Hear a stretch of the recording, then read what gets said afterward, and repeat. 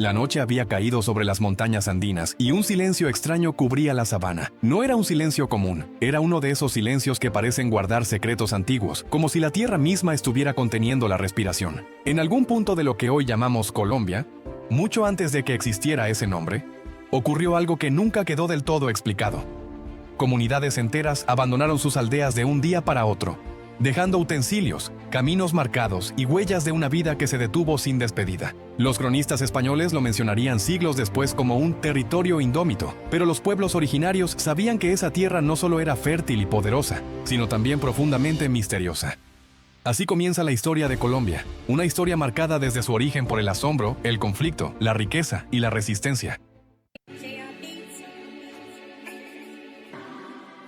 Mucho antes de la llegada de los europeos, el territorio colombiano estaba habitado por una diversidad impresionante de pueblos indígenas, cada uno con su lengua, sus creencias y su forma de entender el mundo. Los muiscas dominaban el altiplano cundiboyacense con una organización política y económica avanzada, basada en el trueque, la agricultura y una profunda espiritualidad ligada al sol, la luna y el agua. Los taironas, en la Sierra Nevada de Santa Marta, construyeron ciudades de piedra perfectamente adaptadas a la montaña, con terrazas, caminos y sistemas de drenaje que aún hoy sorprenden a los arqueólogos. En las selvas y ríos habitaban los quimbayas, zenúes, calimas y muchos otros pueblos que trabajaban el oro no como símbolo de riqueza material, sino como elemento sagrado, vinculado a los dioses y al equilibrio del universo. Ese oro precisamente fue el que encendió una chispa que cambiaría la historia para siempre. Cuando los primeros exploradores españoles llegaron a las costas del Caribe a finales del siglo XV y comienzos del XVI, no tardaron en escuchar relatos sobre un ritual extraño. Un cacique cubierto de polvo de oro que se adentraba en una laguna sagrada para ofrecer tesoros a los dioses. La leyenda de El Dorado nació así, no como una ciudad, sino como un rito espiritual muisca. Pero en la mente europea se transformó en una obsesión. Esa obsesión empujó expediciones, provocó guerras, arrasó comunidades enteras y marcó el inicio de la conquista del territorio que más tarde sería Colombia. La llegada de los españoles fue violenta y devastadora. Las enfermedades traídas de Europa diezmaron a la población indígena, mientras la espada, la cruz y la ambición hicieron el resto. Se fundaron ciudades como Santa Marta y Cartagena, que se convertirían en puntos clave del imperio español en América. Bogotá, fundada como Santa Fe, se estableció en el corazón del territorio muisca, sobre estructuras políticas ya existentes, imponiendo un nuevo orden basado en la encomienda, el control de la tierra y la explotación de la mano de obra indígena. La resistencia nunca desapareció, pero fue fragmentada, silenciada y castigada con dureza. Con el paso del tiempo, el territorio de la Nueva Granada se convirtió en una colonia estratégica. Cartagena fue uno de los puertos más importantes del continente, tanto para el comercio legal como para el tráfico de esclavos africanos, que llegaron por miles para trabajar en minas, haciendas y plantaciones. La mezcla entre pueblos indígenas, africanos y europeos dio origen a una sociedad profundamente diversa, pero también marcada por una jerarquía rígida, donde el poder estaba concentrado en manos de unos pocos. Bajo esa superficie colonial, comenzaron a gestarse ideas peligrosas para el imperio: libertad, igualdad, autonomía. A finales del siglo XVIII y comienzos del XIX, los ecos de la Ilustración y de otras revoluciones llegaron a la Nueva Granada. Intelectuales, criollos y líderes locales empezaron a cuestionar el dominio español. El grito de independencia de 1810 no fue un evento aislado, sino el resultado de tensiones acumuladas durante siglos. Sin embargo, la independencia no trajo inmediatamente estabilidad. El territorio se fragmentó en luchas internas, guerras civiles y disputas de poder que marcaron profundamente el nacimiento de la nación. La Gran Colombia, el ambicioso proyecto de Simón Bolívar, intentó unir lo que hoy son Colombia, Venezuela, Ecuador y Panamá, pero las diferencias políticas y regionales terminaron por romper ese sueño.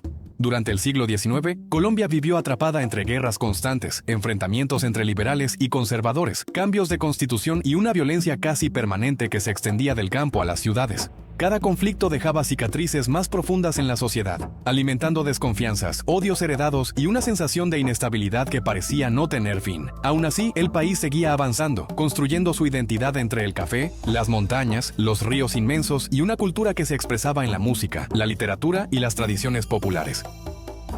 El siglo XX trajo consigo nuevas tragedias y nuevos misterios. El asesinato de Jorge Eliezer Gaitán en 1948 desató una ola de violencia conocida simplemente como la violencia, un periodo oscuro en el que pueblos enteros fueron arrasados y el miedo se convirtió en parte de la vida cotidiana. De ese caos surgieron guerrillas, grupos armados y décadas más tarde el fenómeno del narcotráfico, que proyectó a Colombia ante el mundo como un país marcado por la violencia, aunque esa imagen nunca logró borrar la complejidad, la creatividad y la resiliencia de su gente. Colombia es, hasta hoy, una tierra donde la historia no duerme. Cada montaña, cada río y cada ciudad guarda capas de relatos no contados del todo, de verdades incompletas y de episodios que todavía generan preguntas. Después de esos años marcados por la violencia política y social, Colombia entró en una etapa en la que el conflicto dejó de ser únicamente ideológico y comenzó a mezclarse con intereses económicos, territoriales y criminales, creando una red compleja que atrapó al país durante décadas. En las zonas rurales, donde el Estado casi no tenía presencia, surgieron grupos armados que decían defender a los campesinos olvidados, mientras otros aparecían con el argumento de combatirlos. Las montañas, selvas y llanuras se convirtieron en escenarios silenciosos de enfrentamientos constantes, donde muchas veces no quedaban registros oficiales, solo historias transmitidas en voz baja por quienes lograban sobrevivir. Fue en ese vacío donde la violencia se normalizó, donde crecer significaba aprender a convivir con el miedo, con el sonido lejano de disparos y con la incertidumbre de no saber si el amanecer traería calma o tragedia. En medio de ese escenario apareció con fuerza el narcotráfico, un fenómeno que transformó profundamente la estructura del país. Colombia, por su ubicación geográfica, su diversidad de climas y su débil control territorial en ciertas regiones, se convirtió en uno de los principales productores y exportadores de cocaína del mundo. Los carteles surgieron como imperios clandestinos capaces de desafiar al Estado, comprar voluntades, infiltrar instituciones y sembrar terror en ciudades enteras. Medellín, Cali y otras regiones vivieron años en los que la violencia parecía no tener límites, con atentados, asesinatos selectivos y una sensación permanente de caos. Sin embargo, reducir a Colombia a esta etapa sería una injusticia histórica, porque incluso en esos años oscuros surgieron movimientos culturales, artísticos y comunitarios que se negaron a aceptar que la violencia fuera el destino final del país. Mientras las ciudades crecían y se modernizaban, el campo colombiano seguía cargando el peso más fuerte del conflicto. Millones de personas fueron desplazadas de sus tierras, obligadas a abandonar generaciones de historia familiar y a empezar de cero en lugares desconocidos. Este desplazamiento masivo no solo transformó la demografía del país, sino también su memoria colectiva, creando una nación llena de ausencias, de pueblos fantasmas y de recuerdos rotos. La tierra, que había sido fuente de vida y sustento, se convirtió en motivo de disputa, en botín de guerra y en símbolo de injusticia. Cada región comenzó a contar una versión distinta del mismo dolor, haciendo que la historia de Colombia se fragmentara en múltiples relatos que aún hoy buscan ser escuchados. A pesar de todo, Colombia nunca dejó de crear. La literatura, la música y el arte se convirtieron en refugio y resistencia. Escritores como Gabriel García Márquez lograron transformar la historia y la violencia en relatos universales, donde lo real y lo mágico se mezclan de una forma tan natural como ocurre en la vida cotidiana del país.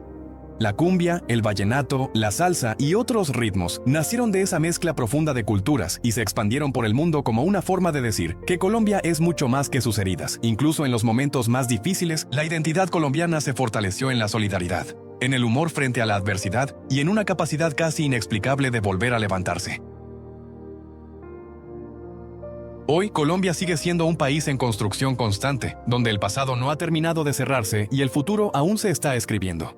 Las calles, los campos y las selvas siguen guardando secretos, historias no contadas y preguntas sin respuesta. Cada generación hereda no solo la riqueza cultural y natural de esta tierra, sino también la responsabilidad de entender lo que ocurrió antes, porque en Colombia el tiempo no avanza de forma simple, se superpone, se repite y a veces regresa con nuevas formas. Y mientras el país sigue avanzando, hay episodios, decisiones y momentos clave que aún no hemos explorado del todo.